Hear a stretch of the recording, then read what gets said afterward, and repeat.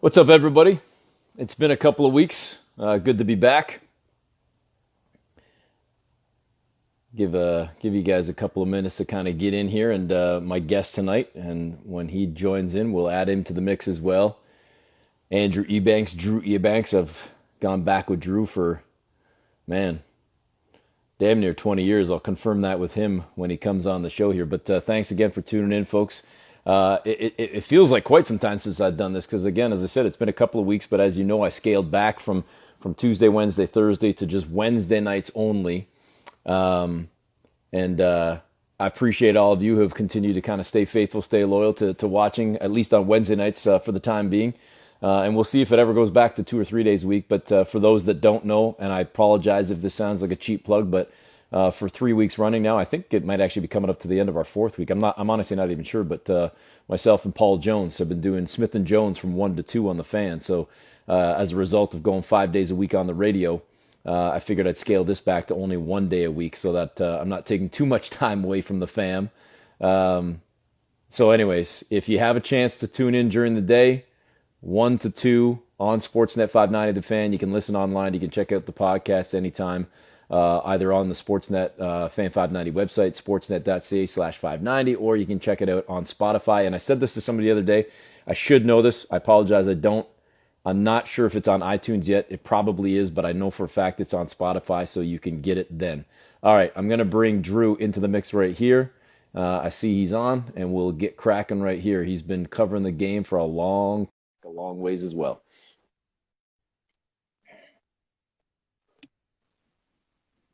What's going on, sir? What's up, E? I'm Smitty, how are good. you? E? I'm good. I'm good. How you doing? I'm doing good, man. Can't complain. You see me okay here? I'm all good. Yeah, yeah. You look good. You look good. You look healthy. So, I look very too healthy, bro. I mean, I look fatter on the camera. nah, come on, come on. It's this thing. See, at least you look clean. This thing's getting a little unruly, and I've trimmed about 6 times during COVID. If I'd let it go, I'd have. I don't know if you've seen those pictures of our guy Michael Grange. I So have. Grange, man, he's out of control right now. So. Yeah, you Um, look a bit grizzly there. Yes, yes. Listen, I was saying right before you came on that you and I go back damn near 20 years. I think it's 20 years. I don't know if you can confirm that or not, but I'm thinking back to when I first met you. I think it was at Global. I honestly can't remember if I met you before the Global days, but then I know that our paths certainly intersected, quite a bit over the years after that. But it's a long time, man. I think it's well over 20 because Yeah. uh, 90, mid 90s, early to mid 90s, I think I was at Global. So we're talking like we're 2020 right now. Yeah, yeesh. So We're old, dude. That's what that means. I appreciate you having me on, man. This is fantastic. I really appreciate it, brother. No, I'm glad you could do it. And listen, we can and we will go in like probably 19 different directions over the course of the next hour or so.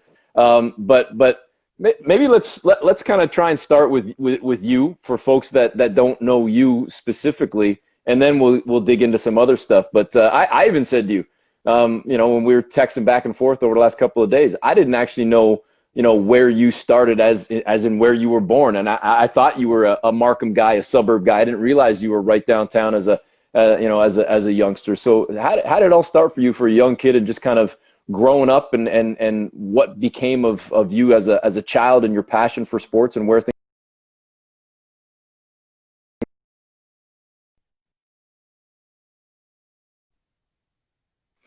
Well, I mean, born in Toronto, in the city of Toronto, downtown, but I grew up for the most part in my early years around Yorkdale area, so Midtown Toronto. Yep.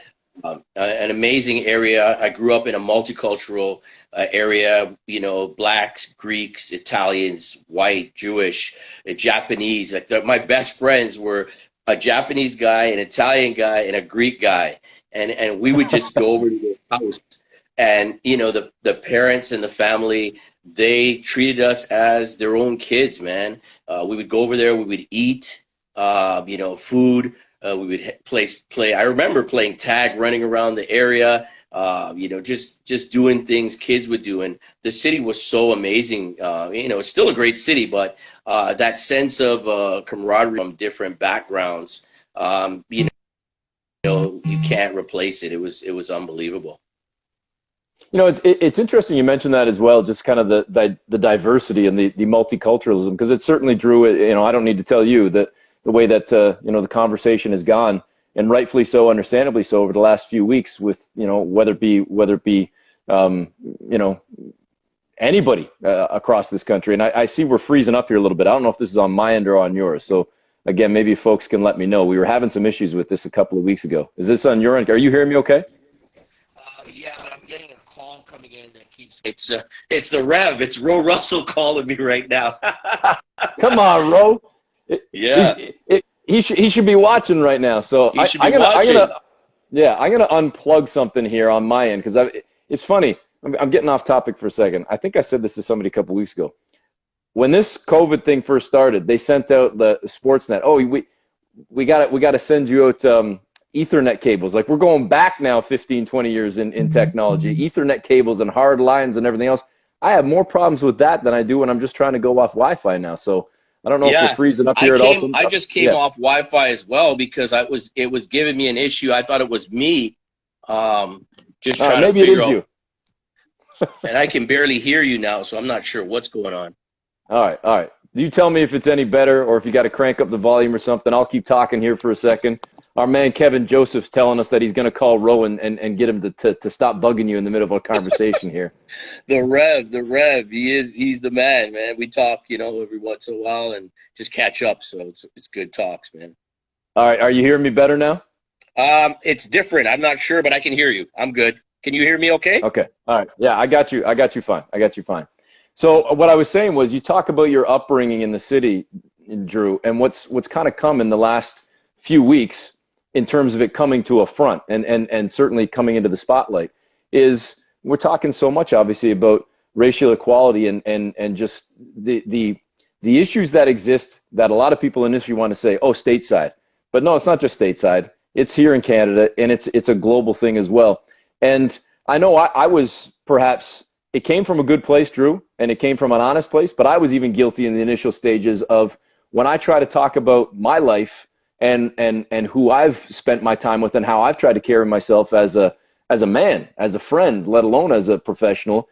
There were even some that took what I was saying as, listen, man, you don't need to point out, you know, who you hang out with and who you're friends with and how diverse your group of friends may be. Just be who you are and recognize that you still need to be a voice for a lot of people, and use your platform, and not your platform as a member of the media, just a platform as a person, as a human, in terms of what you stand for. But don't just constantly remind people. And I'm not saying you were saying that, but I think there's a lot of people that kind of feel like, well, and it sounds so cliche, well, I couldn't possibly be considered racist, or I couldn't possibly think that somebody might think ill of me because I've got a black friend, I've got an Asian friend, I've got an Indian friend, whatever it may be. But there's a lot of stuff that filters below and simmers below the surface that maybe some people just don't accept or recognize.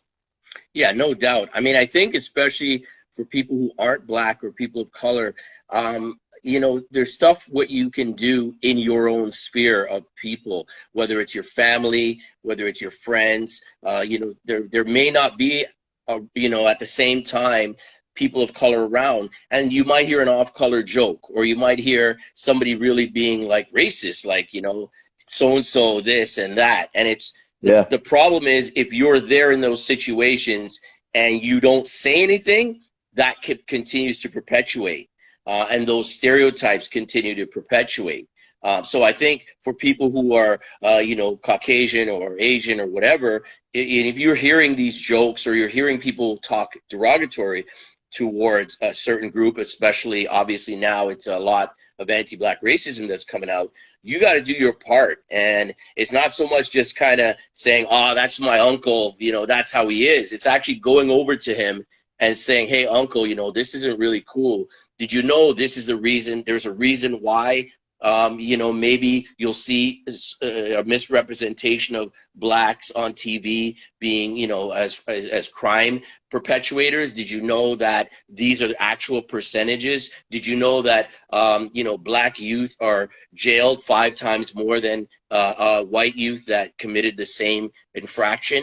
Like, those are the things where you have to, people that are non-black have to educate themselves, because you can't no longer kind of say, well, it's not affecting me, or I didn't know about that. No, you have to research it. The facts are there. The statistics on, school suspensions for kids of color, the statistics on education levels, the statistics on, again, sentencing, the statistics on every fact, loans from banks like being declined with the same, income level as a person, a white person and a black person going to a bank and getting declined. So these things happen every day, and it's for us to find out why these things are happening. And it's been for decades. You mentioned Canada and the U.S. I think this is the greatest country in the world. I've said it many times, but I also know that the way things are done here are very slick, and you won't really see it. But when you look at the numbers and you see the underrepresentation, then you will say, hey, there's something wrong here. Like, we can't be, I know a lot of smart people, but how come when I look in this company, or I look in, on their board of directors, or I look on their C-suite, their CEOs, there's nobody of color? So does that mean there are no smart black people or brown people or Asian people or whatever? Yeah. Something's got to give. And I think it's, again, education and really fairness. That's kind of all we want, is to fair.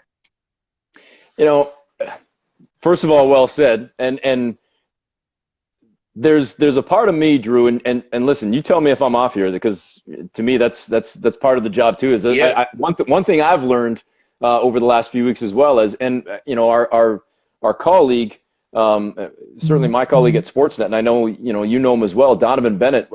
I heard him say something today, and I sent him a text and kind of followed up afterwards. And one of the things he had said is, it's not necessarily about being an ally right now. Be a good teammate. And I guess I would have thought just before hearing that, it's, I've probably even said, I want to be an ally. I want to be, be there to help and to support and to, as I said, use my platform and be there.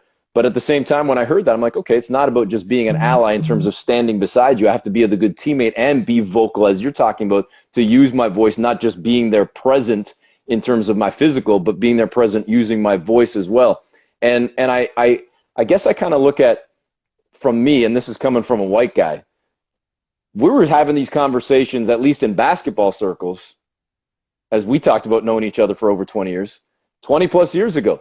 Because I'm this weird Canadian that didn't grow. I loved hockey. I had Wayne Gretzky drapes, like wallpaper. Like I loved Gretzky, and I loved the Oilers, but I loved Magic Johnson too, and I loved basketball. And I've said before on this show, and you've seen me play. I'm not that great, but like I was the kid that in the wintertime took those dollar store gloves and cut the fingertips off so I could still feel the ball while I was dribbling in the snow, and I was shoveling the driveway to shoot hoops. And I was wearing the long johns under my shorts so I could still be playing ball in the wintertime. And so when it comes to my professional life and I get into the industry and come out of college, I loved basketball. And I just happened to be lucky, right place, right time, coming out of school, right as a team is starting up in our city, in our area for the first time in history in this country. Going back outside of, the Toronto Huskies that stuck around for a year or two. And I remember having the conversations with Jonesy back then 5 years after that, then 10 years after that, then 15 years after that, where it was people aren't believing in this team. They don't believe in this sport. It's not going to fly. Only people in Toronto care about basketball. People across the country aren't going to care. Bob and Margaret hanging out in their house in Regina or in Winnipeg, they're not going to care about the Raptors. They're not interested in watching a bunch of black men playing ball on their television. They're only into hockey. It's not what they grew up on. And it's like we heard this for decades, and yet we're still hearing it today, even after a championship reign. And that's got to be the frustrating thing overall, even for somebody just as a professional, let alone somebody that is living their life not only as a basketball fan, but trying to fight through just everyday life with the same prejudice and racist attitudes that may exist outside of just the sports realm, the television world, the broadcast world, just everyday life. Yeah, I know, that's kind of a reason why, I started On Point Basketball, E. It was because hockey was covered. I mean, it's covered left, right, and center all day, every day. Doesn't matter what hockey players are doing, people want to know about it, and the sports networks are all over it. But what about hoops? There wasn't getting the love, and we had so many successes, and that's kind of why I had to do it. And we know, I mean, I've talked to people in the industry. I've been there. I've talked to writers. I've talked to people, and they said, hey, there was a deliberate suppression of this sport of basketball by some members of the media and the establishment. They didn't want to see a challenge to hockey. And unfortunately, people like myself, we ain't giving up. We're out here making sure these stories are being told, making sure the successes, and there are thousands of them. So many I couldn't even keep up with as far as content, and I'm pretty in the mix. But there's so many successes, and to be Canadian is not to be white. Straight goods. To be Canadian, I'm born and raised in Toronto, Canada.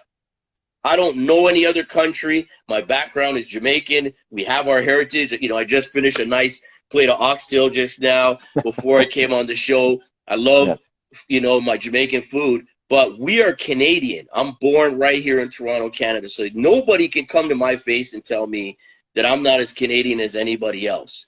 First of all, we're all on stolen land. We're all on land that the Aboriginals, the original, the indigenous people and the Inuit had, and were here way before us. So that's another whole issue that I even want to help out with that. Like, how are we treating the indigenous people? How are we, some of those people don't even have running water. They have, contaminated water. They don't have the proper schooling. They don't have mental health. They don't have suicide prevention. Like, that stuff is affecting Black people too, and people of color, not on a scale of the indigenous population. So that's a whole ball game right there. So for me, it's like, it hurts. I'll be honest with you, man. Like, coming up in this industry and you see the disrespect that basketball was shown, and you kind of, as a Black man, you're kind of like, hold on, do these people realize that besides soccer, like, even before the Raptors were on, basketball is the second biggest sport pretty much out there in the world. Yep. And it's played by hundreds of millions of people. China alone has a couple 100 million basketball players, or at least 100 million. So you got to open up your eyes, especially in Canada, to say, you have a gold mine here. You let Elliott Trudeau let in the 70s, and the Canadian government, all these immigrants from the West Indies, Europe, Asia, South Asia, everything. We have such a gold mine, not only of physical beings that have different, cuisine, different lifestyles that you want to know about, but the brain power, the creativity that you have. And it's been proven, even in places of business, when you have a diverse workplace, you're 20% better, your production and your output and your revenues can grow, because people don't understand this. Maybe if you're not Black or brown, you don't understand this, but looking at people and seeing people in prominent places is an encourager. It encourages you. Hey, I want to be like Eric Smith, or I want to be like Drew, or I want to be. But if you don't see these people on TV or in positions of power, then you're not going to be, you're not going to be influenced that way. Right. So a lot of times what you see on TV is not what the majority of, say, even if we're sticking to Black people, the problem with the media, they're pushing one narrative, the crime on the street. Yes. What's the cause of the crime on the street? Okay. Some of it is, of course, in our community, we have to have more dads. We have to have more role models. All right. The dads got to do their part. You can't just have kids and be gone. And then we have to have, people that care about the community. And again, you could have people like myself. I reach out to youth all the time. I try to mentor them, keep them in school. But again, it's when you have those role models, that's going to help you. But you can't just bombard the news with negative things about a culture and then expect them to do fine. And then you have the school situation. Look, recently the Ontario government said they're scrapping streaming. I believe it's after Yep. grade 10. Yeah. That's a huge thing, Eric. When I was going to school, they would tell, and this is crazy to think, that's a long time ago, like 30 plus years ago.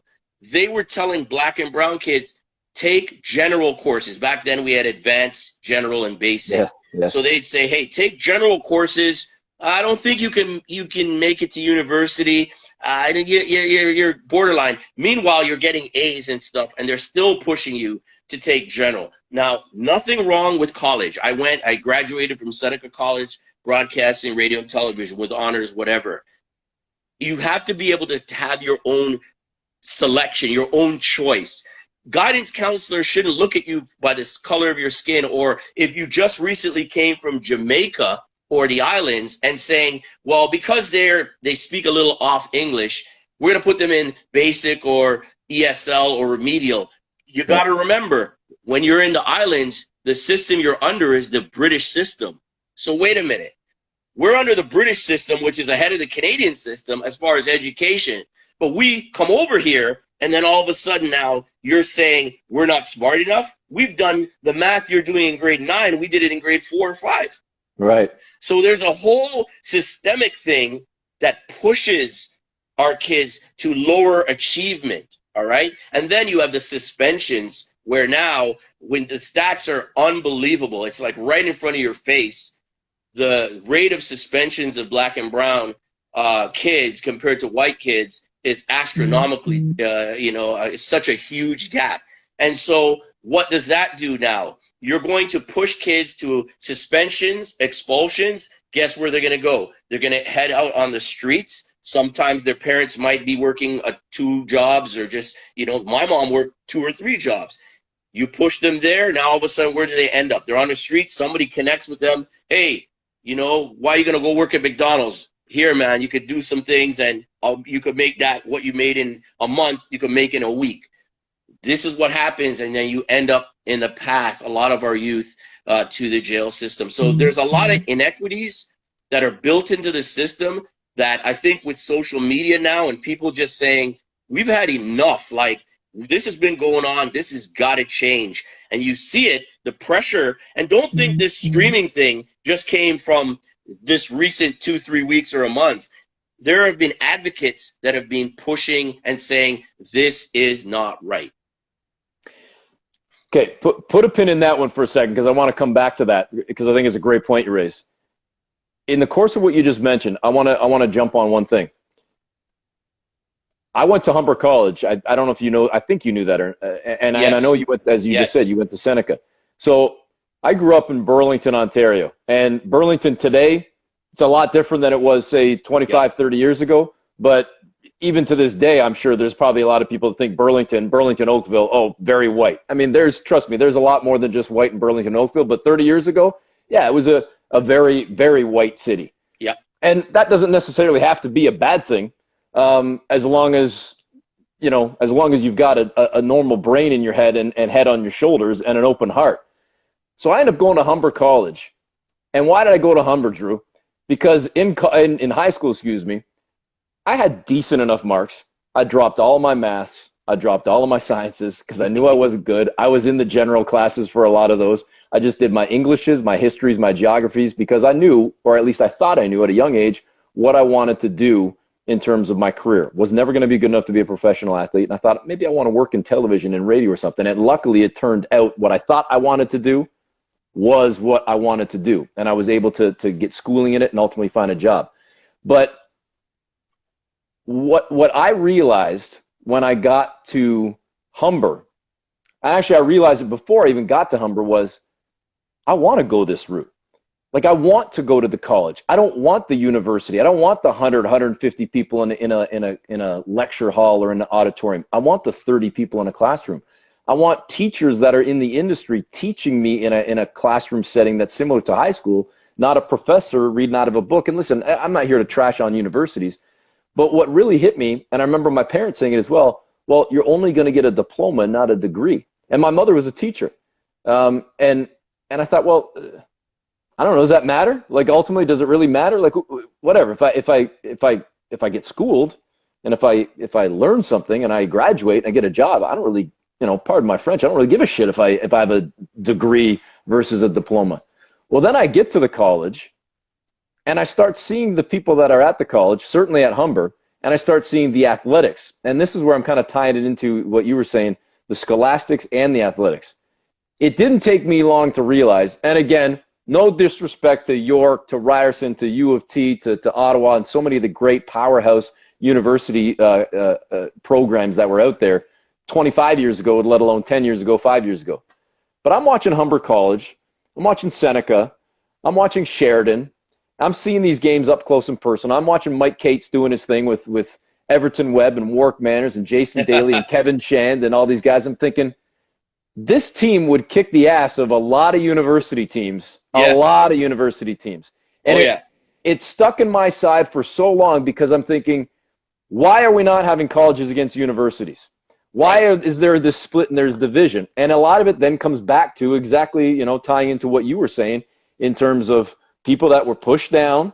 And when I say people, predominantly or a majority of black people or people of color that were pushed into general courses that maybe as a result didn't either have the marks or have the chance to get the marks to get to the university. So then if they were even able to make it to college, now a lot of them that could have been standout athletes at a university level are playing in college. And they're going to kick the college's ass, or excuse me, the university's ass, if they actually had an opportunity to play against them. And I thought that for years, and I know I said it on the air for years and on multiple radio shows. Why are we not mixing, at the time, the CIS with the CCAA and having more games against each other and having a unified country in terms of colleges and universities instead of having even this athletic divide, let alone the academic, the social, and the financial divide that exists? No doubt.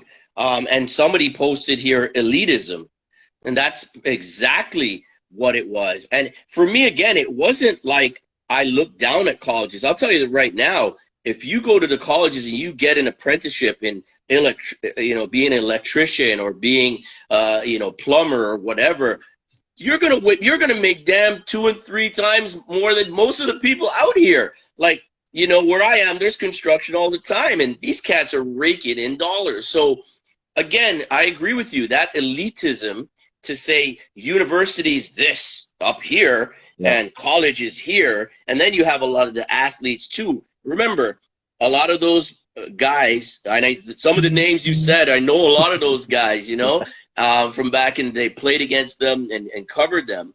Their parents, a lot of them were just first generation coming here from even the island. So again, when you're in school, in high school, and guidance counselors telling you to do this is the right direction, you're going to more than likely go with it. And if you don't have a parent that understands and that can say, well, where does this lead? If he takes these general courses, what options does he or she have? If he takes basic, if he takes advanced, or she, what options? So luckily, my mom's no rocket scientist, but she's smart, like street smart. And she worked 2 and 3 jobs to keep us, a roof on our heads. And the one thing she told me is, don't get in trouble. Go to school, work hard, and earn everything that you get. Don't go out there and think, anybody owes you anything. So I was lucky, and a lot of parents are, again, it's not their fault, but they just may not know how this education system works. And part of what I've started I'm part of a group that started, it's called the CAAC, the Canadian Amateur Athletic Collective. And what it is going to do, first and foremost, is talk about education, because a lot of our kids are having many successes, but a lot of our kids are ending up in JUCO as well. And they have so much talent. That's a waste of 2 years, not a waste, but you could go to a 4-year university and get your full degree. So we want to find out why that's happening. And by having some of our meetings, it's been found out that a lot of times by the time they get to, say, grade 10, it's too late to go back and get those academic courses that you'll need to go to NCAA. So the actual attention needs to be paid to, kids that are really good in basketball. You got to be aware of their education from, say, grade 6, 7, 8 before they hit grade 9 and they're streamed. So then you make sure they have the courses that are necessary to go to the next level. So, again, it's education, man. We just got to keep educating. You may know a little bit more about this, Drew. I plead my ignorance here. I haven't stayed up on the latest for at least a couple of years now. But one of the things that used to really stick with me as well, as it related to Canadian colleges and universities, and I think you could kind of do the, kind of peeled back all right, the Canadian universities versus the American universities, but then the Canadian colleges versus the Canadian universities, and kind of looking at those three layers. And I'm sure there's many more. But it always bothered me or stuck with me that, well, why can't we offer more athletic scholarships as well? And this isn't necessarily just then a black issue, a white issue. I'm just talking athletes, period, no matter what background or what color they may be. But I never understood why there were little to no athletic scholarships, or at least scholarships that were really worth a whole lot at the collegiate level. There were a little bit more at the university level, but not much, compared to then, of course, the amount of money that was being offered by so many different places, and not necessarily even just the top schools and the D1s, D2, D3, partial scholarships, whatnot, where you have these big American schools that are coming to try and take the athletes away, or even the students away, the student athletes away, and yet we can't compete on the Canadian side of the border. And then again, there's that division that to me still exists to this day between college and university within our own country, which has never made sense to me. And we see, and I'm kind of all over the place with this now, I'm sort of tying in two issues, where we're now seeing for the better part of the last decade plus, so many of the universities that are now partnering their programs with a college, so that those students that go to university for 3 years, 4 years, and ultimately walk away going, great, I got a degree, but I don't know what the hell I'm doing with anything, and now I actually got to go get applied. And then they go like from Guelph to Humber for 2 years, and they actually learn something and get a job. And again, I don't mean to imply that everybody that goes to Guelph's not going to get a job or whatever, but you know what I mean? It's like there's this synergy and this partnership that exists, that should have always exists, but yet there's a divide when it comes to how much is university versus how much is college. How much can a university student get in a scholarship versus how much a college student can get? How much attention and money is poured into athletics at the university level? How much is poured in at a collegiate level? And it's way, way, way unbalanced, and it shouldn't be. Not in this country. Yeah, it's definitely off balance, because my program was a Seneca program, but it was on the York University campus. So it was Seneca at York. That was when they were kind of building that Seneca campus on the York grounds. So, we went into that program, the broadcasting, radio and television, new facilities. We didn't even know how to use half of them. We were just kind of getting it as we got going. But the synergy there was well worth it, because you could also use your university, like you said. If you had a degree and you wanted to continue, those courses you took in uni could apply to your college side. And I think back and forth, it worked as well. So you had a certain amount done on the college side and you wanted to finish on the university side, you'd be able to do it. So I think going forward, we got to drop that. Those two leagues, you think they're the heads of the CCAA and U Sports should have come together and be like, hey, let's strategize on the court. Like off the court, it's great. Education, the synergy, and they're merging. But on the court, why not have a national championship, the winner of, or maybe the top four, so the finalists for U Sports take on the finalists of college. Back in our day when you were talking, they wouldn't do that, because guess what? Those college teams would kick their butts. Yes. All right. Now, I think the U Sports level is pretty high. A lot of the guys that could go to the States now are realizing, hey, I don't want to be a small fish in a big pond in the States. I'll stay here and be a big fish in a small pond. And the thing is, you see some of the signings that are staying here at U of T, at York, at Ryerson now. It's great. And another fact is, a lot of the players in Canada, we see the NCAA. That's all we see. March Madness, only the NCAA. U Sports, and I've said this before, CCAA, they got to do a better job of promoting the game, promoting what they offer. Most of our pros that are playing overseas came from U Sports. So, that is not really understood by a lot of our ballers. So, okay, yeah, there are the top level, they're shooting for the NBA, but what if you're kind of on the cusp or whatever, or what if you're kind of that second or third tier?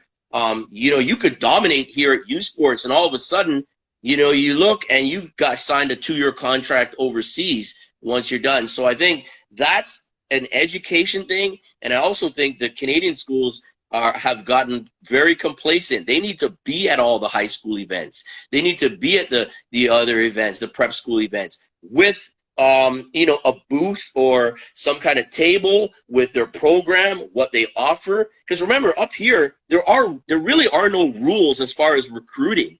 I mean, you can train with your team. Look what Carleton does. They train all year round pretty much. And when it comes to August, when they're playing the American teams, they're kicking everybody's butt. So take advantage of the system. You can connect with these athletes here in Canada. Meanwhile, if you're in the NCAA, there's certain live periods and dead periods where you can talk to players. So I think we're evolving here. The level of play in U Sports and CCAA is rising every year. And again, it's just the pool of basketball players is increasing, and the intelligence of them to realize, hey, I would love to go to the States, but if I can stay here, why don't I just, be a big fish in a small pond? All right.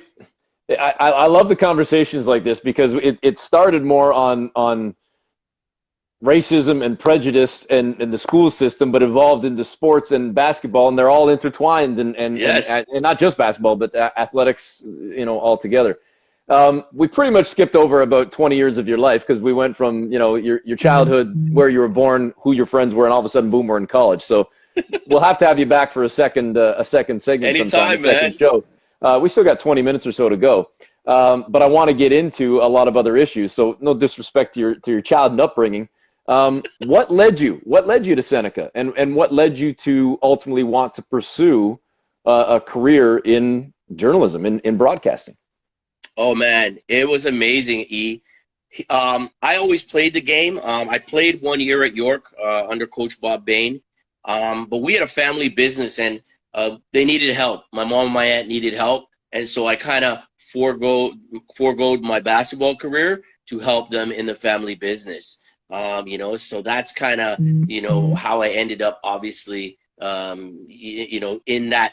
I knew I wanted to be in sports, and if I couldn't play, I wanted to be a broadcaster. And I looked up to guys like, Jones, Paul Jones, John Saunders was my guy. I looked up to Jonesy, obviously. I looked up to, a lot of people, Howard Cosell, like you name it, all the big guns, Keith Jackson calling college football. So a lot of the people I looked up to. So I was like, man, if I'm not playing ball, I might as well be involved in basketball. So, after, quitting playing, I've been working for the bank. I've actually been doing so much. I'm at TD now for 23 years, and through all of this with On Point Basketball, and a lot of people right now don't even understand. They think I do On Point full time.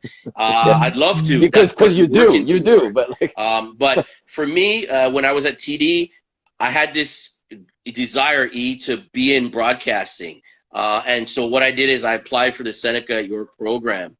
And it was a miracle, man. Like, I had done a lot of volunteer work, so I had done CHRY, so I'd done, News Now, which was a Friday news program. I'd volunteered to all these things. I'd done a blog, stuff like that. It gave me all the tools and all the background and the intangibles. So when I applied for the program, I believe they let in 20-something people. And as far as I know, there was several hundred people going for that broadcasting radio and television program. And I remember being at work and getting the call from them and saying, hey, Mr. Ebanks, you've been accepted into the broadcasting radio and television program. And the look on my face was like, what? Because I'll tell you, one of the orientation sessions we went to, we all had to go, everybody who was applying had to go in the auditorium, and we had to listen to them talk and tell, us about the program and all that. And when I walked into that auditorium. I mean, it was packed with people. And I looked at it, I said, man, all these people going for this program, it's in high demand. I said, I'm good. I believe in myself, but I Yeah. was like, man, there's no way on earth I'm going to be one of the 22 or 23 people picked for this program. And by the grace of God, I got accepted to the program. And what was amazing was TD was phenomenal with me. I told him about the program. Remember, I was in banking, so this had nothing to do with finance or anything. And I said, I really want to do this. And they said, no problem. We will arrange it around your school. So it was like I was going to school one day in the morning, I'd work in the afternoon, or vice versa, and I would work weekends downtown. So kept my hours up, got my diploma, and then, out of that, graduating from Seneca was a blessing. And I got to work at Global, man. I got in at Global TV, and started to kind of do the EA stuff, cutting highlight packs. And, we worked with Jim Taddy and Don Martin. Those guys were great. And obviously, Jim. And, at some point I was doing that, but my goal was obviously to be on air. So my goal was like, hey, I got to put it to the Jim. At some point, I got to walk into his office and say, look, it's great. I like cutting packs. I love sports, whatever, but I want to be on air. Yeah. And he gave me a shot, man. He gave me a shot. I remember being so nervous on camera. I don't know if you remember those times, but my first few times on air, it was pretty hectic, but got through it and ended up covering a lot of baseball. There are guys like Storm and Norm Rumack, eating popcorn in the media room, Storm and Norm, and just being around guys, even like Joseph Pasek from Barn Burner, he was around them times, and a whole bunch of people, that were there. So I ended up doing a lot of baseball. Was so happy to do the Raptors as well. I covered horse racing, and I even covered hockey, which was, for me, a little more nervous, although, like you, I grew up on hockey. We played street hockey, played a little ice hockey, but the pressure. You're going to cover a Leafs game, and I'm a brother. You walk in there into Air Canada Center, there are not a lot of brothers in there that are covering hockey, so you have that added pressure of being in Toronto, the biggest market for hockey, and I could say safely that I was able to cover a few games, of the Maple Leafs. So I covered it all, and again, it led me from there. I ended up working with the NBL Canada, doing their media communications, VP of communications when they started the league. But then what happened was I did it for a year, and I was like, man, I want to do my own thing, and that's where I had the idea of On Point, and I saw these videos on NBA TV Canada. I was like, man, who's doing those videos? I need to meet up with that person. Like, the production values were so high. So I hunted him down, and I found Jay Irving, who was my first business partner with On Point, and we created magic, man. We created magic in those first year, because we worked together for a year. And the greatest story I always say is Corey Joseph, man. That's my guy. I've been covering Corey since he and DeVoe, his brother, running around in Scarborough Blues, AAU stuff. And I said it. I said, this kid's going to the league. And you ask anybody back there, he was just so fluid and could play D and just so calm and cool. And he came to me, and we were doing a Canada basketball event down at Royal York, and we were filming some stuff for them and whatever. And then he was like, Drew, if there's anything you need, let me know. Here's my number. And I was like, wow, this guy's in the league now. He said, yeah, if there's anything you need. So I called him in a couple weeks or whatever. We set up the shoot. We did it at his middle school in Pickering. And the great thing, that. I mean, I can never say enough about Corey Joseph.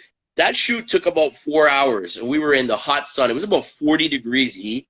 And not once did Corey Joseph say, hey, Drew, man, dude, this has been an hour and a half, dude. I got to go. Are we done? He didn't say one word. He stayed there. We did a little one-on-one. I got a couple hoops on him, but he got me in the end. And that was the start of On Point basketball. And Again, I will say this to the day I die. I thank Corey Joseph for, just reaching out and giving me that opportunity. So let me ask you this. I'm glad you brought up because I was going to do it anyways. When you're at the bank and you're going to school, and then you're out of school and you're still working at the bank, and then you're working at Global and you're still at the bank, and you're on air, you're reporting, you're anchoring, and you're still working at the bank. You're still doing it to this day, running this multi-platform business in On Point. I mean, first of all, kudos to you. That's a hell of a grind. I never ultimately asked you this question, though, until this very second. Did you start On Point simply to create your own thing, or was it because you were frustrated by lack of opportunity or not getting the chance perhaps that you wanted within the industry, even though you had the global stuff, that it didn't springboard into something else? Like, why did On Point start, and why did it become such a passion for you to get this thing going? Well, they're both of those things. I mean, I was always about hoops, but when I worked at Global, you got to cover everything.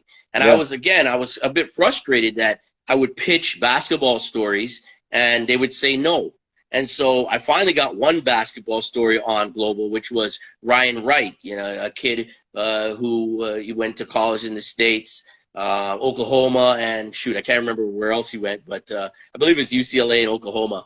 And he's playing pro to this day. Love Ryan. And we got that story on. But there just wasn't the opportunity to cover basketball. And so for me, it was like, hey, let's just try to push this sport.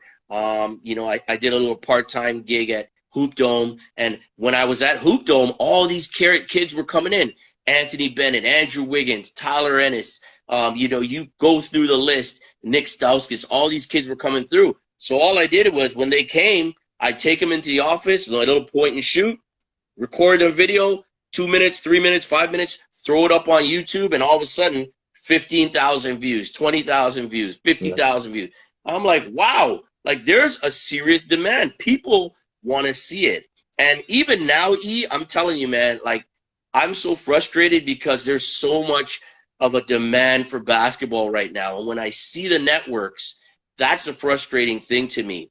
And I think not to say that, it's because I'm black, but I'm saying I have enough of a track record, not to mention that I've worked in the industry, not to mention I got networks calling me, asking me for contacts to do their stories.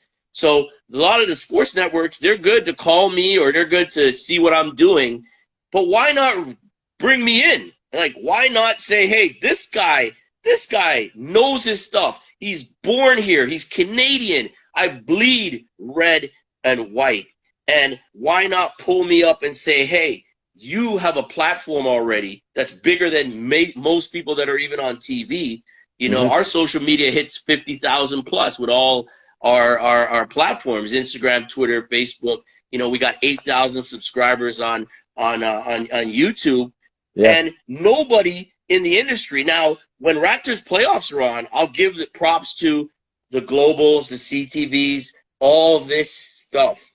They bring me on talking Raptors playoffs for 2 months, right?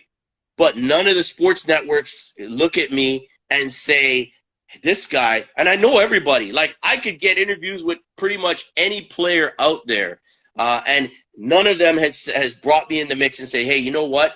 And this is the difference with the States. They take chances, but I don't even think I'm a chance. I'm on like, I know this sport by the back of my hand. I would be a valuable asset. You know what I mean? You give us a budget, and you say, hey, Drew, go create your magic with a budget. I mean, in the States, they do that all the time. Look at Bleacher Report and all these things. They were individual. NBA Insider on ESPN used to be its own thing. What did ESPN do? They hauled them in and said, hey, you guys have an office here, an office space. Do your thing. We're going to give you a budget. Why doesn't Canada do the same? And you know what I mean? Like I said, I'm not begging. I'm here plugging away. I got stuff on the go. But, these guys got to understand, like, don't miss the train. Because if you miss the train, and I got people in the States hitting me up saying, hey, are you coming back down in the States? Why do we get more love from people in the States than we do for our own Canadian people? And that's been my battle. We're Canadian. Let's support each other. We have a gold mine here, E. You know, Canada, Toronto's the basketball hotbed of North America. So that's what I'm saying. That's my frustration. And, you know, when I went on Twitter and I was just like, again, I'm here. If you guys can reach out to me to say, hey, Drew, how do I get in contact with so-and-so? We're doing a story, and I give you the contact, you do the story, and then you say, oh, we got to get you on air here, Drew. We got to, because you know all these kids and blah, blah, blah. So where am I? I mean, I hate to say this, but if I was a different shade, I think people would be all over me, man, with what I bring to the table. So that for me is a frustrating part being here in Canada. But I always take a positive route, E. I believe in God. I just try to treat people good, you know, and the community, they know what time it is. The community's behind me. I love this basketball community. You know, they're not perfect. I'm not perfect, but we stick together, and I think we're going to stick together even more. So for me, it's just about growing the sport, man. And these kids, giving them an opportunity, and I get to live through them. Yeah, I don't even know what to say, because I think, you know, I agree with you. And You've been my dog, man. You've been my dog, man. Straight up. You've been my dog from when I was there with you. We used to kick it all the time. And I've been wanting to get back in the mainstream, but you know what? I think I sacrificed because I believe in what we're doing. So you've been in my corner.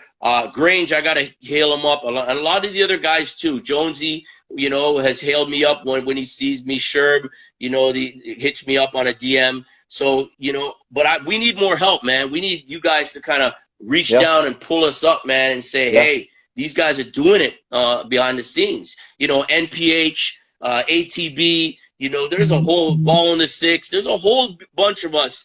But we need your help because you guys are already there, man. Well, and this is what I was going to say to you. Listen, as you know, and I appreciate the words you're saying. I've had your back. I've tried to have your back. I've tried to support others. I know, and I do not want to sound like I'm copping out here by any means. Trust me, I'm being honest when I'm saying this. I've never been in a position of power. I've never been a manager. I've never been a boss. I'm the employee. I've never hired anybody, fired anybody in my life at any level for any job, let alone in this industry. So what I can do is, to your point, try to help when I can.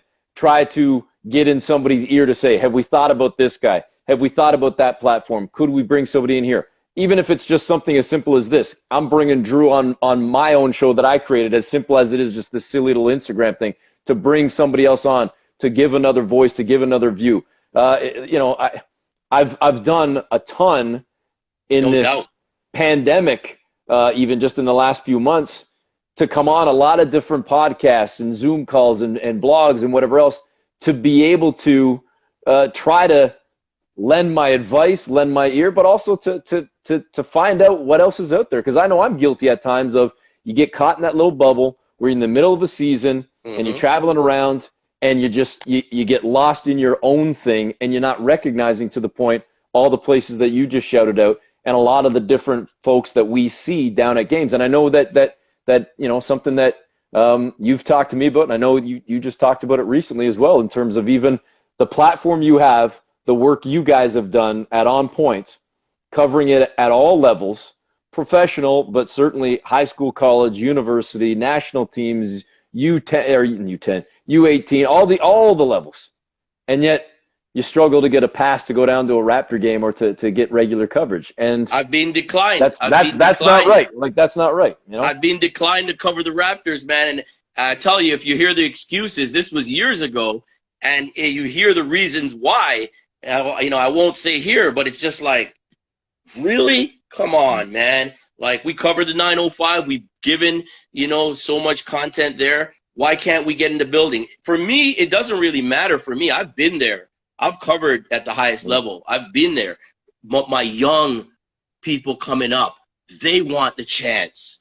They want to work with On Point and say, I covered a basketball game, a Raptors game for On Point basketball. I'm not doing any of this, to be honest, man. I got no kids yet. Hopefully soon. My mom's on me. But I do this. I do this for the community, and I do this for our sport, man. I don't do this for me. Because if I did, you'd say, man, you look at my bank account, you'd be like, man, you'd be like, you're crazy, man. Like you're nuts.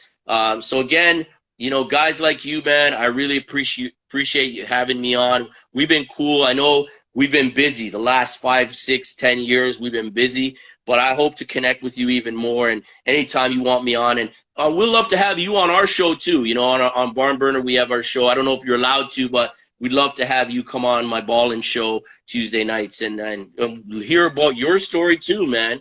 Because you've always been fair. You don't see color. I don't see color. We see human beings. And like I say, love, man. This society's getting crazy right now. Well, we got to love people. We're just on some me against you. No, do what's right. You know what's right and what's wrong. Certain actions are wrong. Do the right thing and preach love. It's all about love. I've always been like that. And I show love first. If I get it back, it's a bonus. Hey, I'll tell you what. That's where you and I are slightly different. And I might be digging my own grave in saying this, but I'm being honest.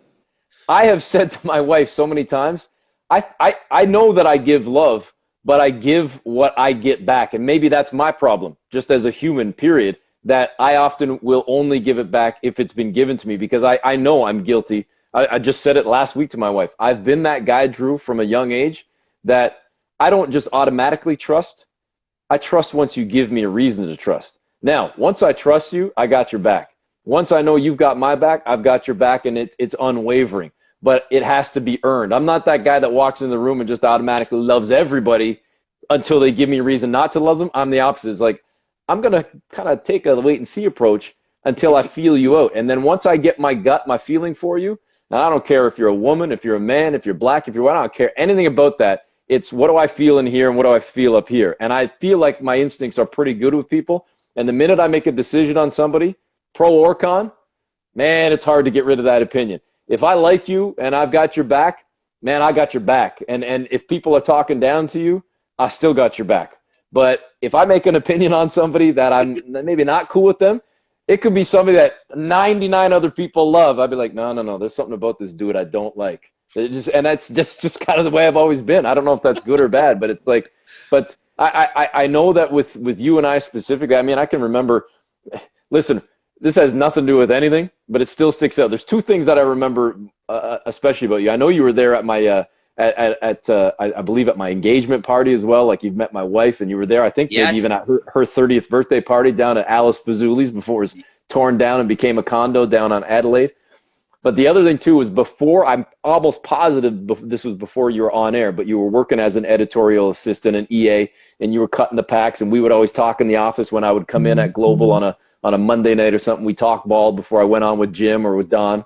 And admittedly, they weren't big basketball guys, so you and I were talking a lot before I went on. Right. And I remember the night where I'm on with Jim, and you had let your hair go out too, right? Yeah, I grew it one time, the afro. It was like out to here, and I'm pretty sure you were wearing an Eagles Donovan McNabb jersey. Oh, you were there that night. Yes, I was on the air, man.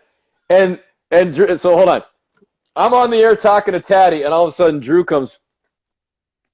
I'm Drew, like looking right into the camera, basically. Didn't know we were live on the air, and you're just like, and Jim on air goes, "Hey Drew, we're live." He's like, "Oh yeah, okay, whatever, Jim."